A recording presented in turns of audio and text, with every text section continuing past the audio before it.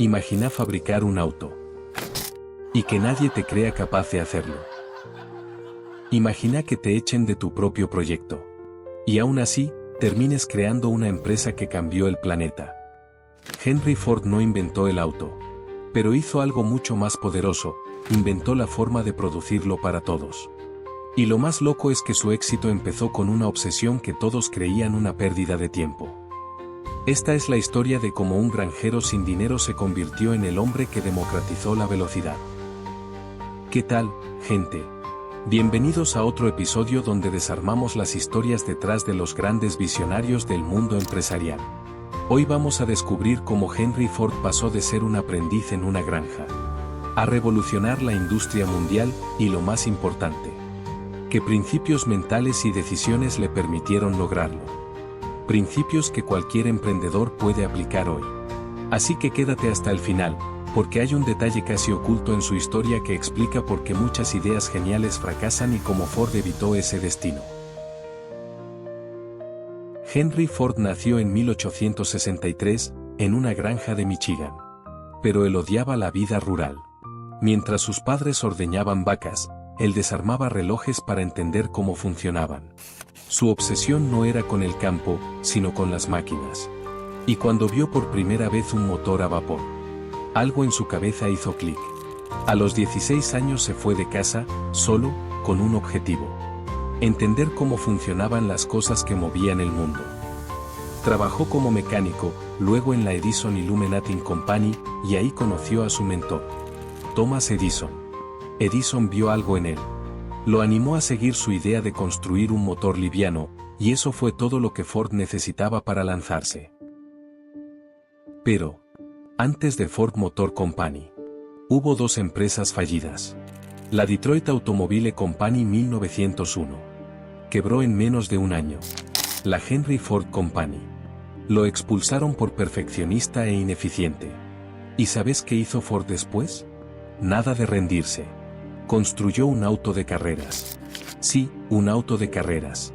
Se llamó 999, y cuando ganó su primera competencia, el nombre de Henry Ford empezó a circular por todo Estados Unidos. Ese momento fue clave. Ford entendió que la gente no quería un auto para competir, sino uno que pudiera usar todos los días. Y ahí nació la idea que cambiaría todo. Un auto confiable, barato y accesible para la clase media. En 1903, fundó Ford Motor Company, con apenas $28,000 de inversión. 5 años después lanzó el modelo T, un auto simple, resistente y tan popular que llegó a representar la mitad de los autos del planeta. Pero el verdadero genio no fue el modelo T. Fue la forma en que se fabricaba. Ford creó la línea de ensamblaje, inspirándose en los mataderos de Chicago donde los animales pasaban por una cinta y cada trabajador hacía una tarea específica. Con ese sistema, el tiempo de producción bajó de 12 horas a 1 hora y 30 minutos. Eso permitió bajar el precio, pagar mejor a sus empleados y multiplicar la producción. Era el nacimiento de la producción en masa. Y también del consumo en masa.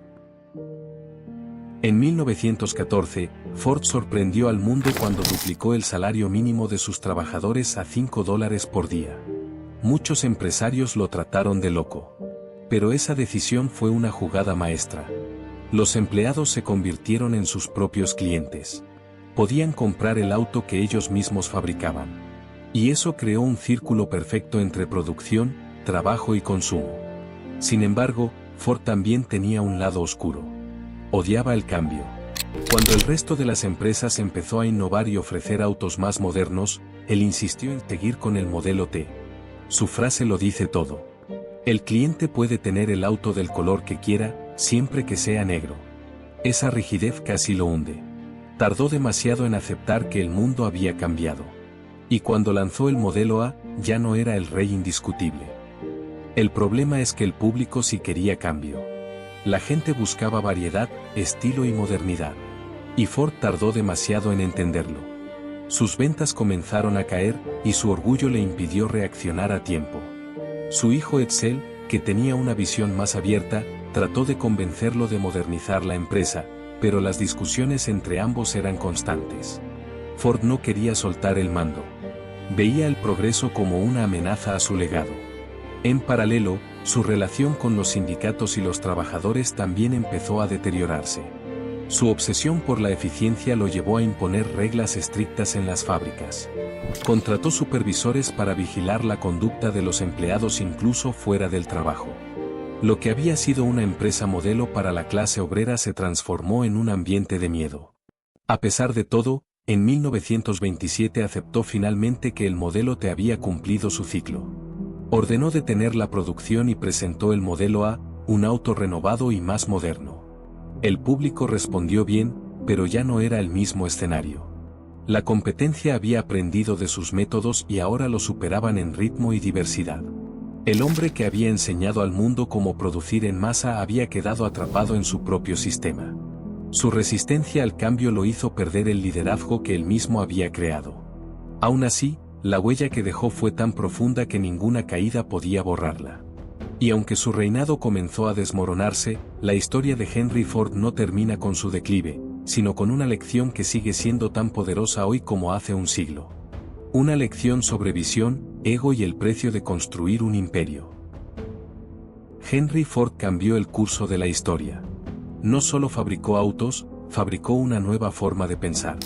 Antes de él, la mayoría de las personas creían que el progreso era solo para los ricos. Después de él, millones pudieron acceder a un pedazo de modernidad. Su verdadero invento no fue el motor ni la línea de ensamblaje. Fue la idea de que la eficiencia podía hacer que cualquier producto, incluso un auto, estuviera al alcance de todos. Transformó el trabajo, la economía y la cultura. Su fábrica se convirtió en el modelo que inspiró a todo el siglo XX. Pero su historia también es un recordatorio de lo frágil que puede ser el éxito cuando se convierte en orgullo. Durante años, Ford dominó el mercado, pero se negó a escuchar al cambio. La misma visión que lo llevó a la cima terminó aislándolo. Esa es la paradoja de los grandes visionarios, su fuerza más grande también puede ser su mayor debilidad. Aún así, el legado de Ford va más allá de sus errores. Su forma de pensar sigue viva en cada empresa que busca simplificar, automatizar y hacer accesible lo que antes era exclusivo. Cada vez que alguien encuentra una manera más inteligente de producir o distribuir algo, está aplicando un principio que Ford popularizó hace más de 100 años. Su historia enseña que no basta con tener una gran idea. Hay que tener el coraje de sostenerla, mejorarla y adaptarla cuando el mundo cambia. Porque los visionarios no solo crean, también aprenden a soltar. Henry Ford murió en 1947, pero su influencia nunca se apagó. Cada motor encendido, cada carretera llena, cada fábrica moderna tiene un poco de su huella.